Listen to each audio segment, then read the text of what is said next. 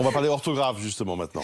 Oui, tout à fait. C'est Sophie qui nous dit « Je suis absolument atterrée par le niveau général. C'est à croire que même les employeurs s'en fichent. » Mais s'en fichent-ils vraiment? Bonjour Mélanie Viennot. Merci d'être avec nous, présidente du projet Voltaire.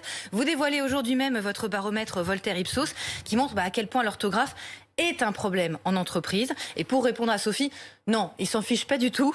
Les recruteurs, absolument pas. C'est même parfois plus important que l'expérience ou certaines compétences. Oui, tout à fait. Aujourd'hui, ce que cette étude nous montre, c'est que les employeurs sont très attentifs à l'orthographe, sur les CV, sur les lettres de motivation, mais aussi en entretien, sur la manière dont les gens s'expriment. Et bien maîtriser son expression, c'est effectivement un vrai sésame aujourd'hui pour décrocher l'emploi de ses rêves. Et à l'inverse, ça peut être rédhibitoire. Une grosse faute, c'est fini. Tout à fait. Ils sont 8 sur 10 aujourd'hui à nous dire que, dans cette étude, que des fautes d'orthographe, c'est rédhibitoire sur un CV, mais également des fautes d'expression lors d'un entretien de recrutement, mais également pour l'évolution professionnelle. Quelqu'un qui fait des fautes, que ce soit à l'oral ou à l'écrit, a tendance à avoir moins de promotions qui lui sont proposées, tout simplement parce que pour les employeurs, alors d'une part, c'est stigmatisant pour la personne, et pour les employeurs, ces fautes coûtent cher.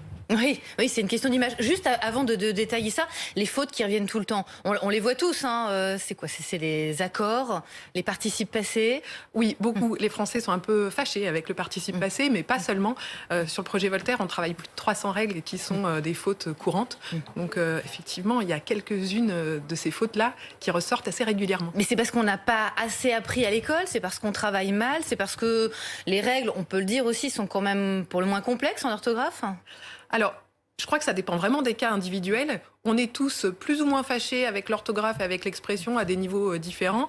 Ce qu'il faut dire surtout, c'est qu'on peut évoluer, on peut progresser, quel que soit son âge et quel que soit son niveau de départ. Et au projet Voltaire, on s'attache vraiment à faire travailler les gens de manière ludique pour les faire progresser à leur rythme. Mais c'est vrai que pour revenir aux entreprises, ça peut être assez catastrophique en termes d'image, de crédibilité. Si vous envoyez un mail à un client avec 2 bonnes fautes, on va s'arrêter à ça, quoi. En effet, et surtout, c'est très stigmatisant parce que les gens qui feront des fautes, on a tendance à penser qu'ils sont moins compétents ou moins intelligents, alors que cela n'a rien à voir, mais c'est le principe du stigmate. Mais ça se rattrape, c'est ça qui est rassurant. Tout à fait, et ça se travaille facilement en plus. Déjà, on peut trouver plein de petits tests en ligne, avec le projet Voltaire, mais pas seulement, pour tester, juste voir à quel point on est calamiteux ou pas. Oui, tout à fait. On peut se tester sur le site projet-voltaire.fr, tester son niveau, s'entraîner. Et puis, ce qu'on préconise surtout, c'est de passer le certificat Voltaire. Parce qu'aujourd'hui, ce que cette étude nous montre, c'est que c'est rassurant pour les employeurs d'avoir des gens qui savent bien s'exprimer et qui ne font pas de fautes d'orthographe. On dit beaucoup, le niveau n'arrête pas de baisser. C'est vrai ou pas? C'est constaté par les recruteurs? Alors, c'est quelque chose que nous ne mesurons pas parce que la langue évolue. Nos outils, on les fait évoluer dans le temps. Donc, on n'a pas de référentiel et c'est quelque chose qu'on ne suit pas. Ça, on ne peut pas, répondre. Il y a quand même le correcteur d'orthographe sur les ordinateurs, par exemple, qui peut nous aider. Alors, qui travaille sur l'orthographe lexicale, mais pas tellement sur la grammaire. Pas sur le COD placé avant, tu vois. Bien sûr, bien sûr. Mais quand même, certains mots qui peuvent être un peu difficiles à orthographier, ça peut être une aide.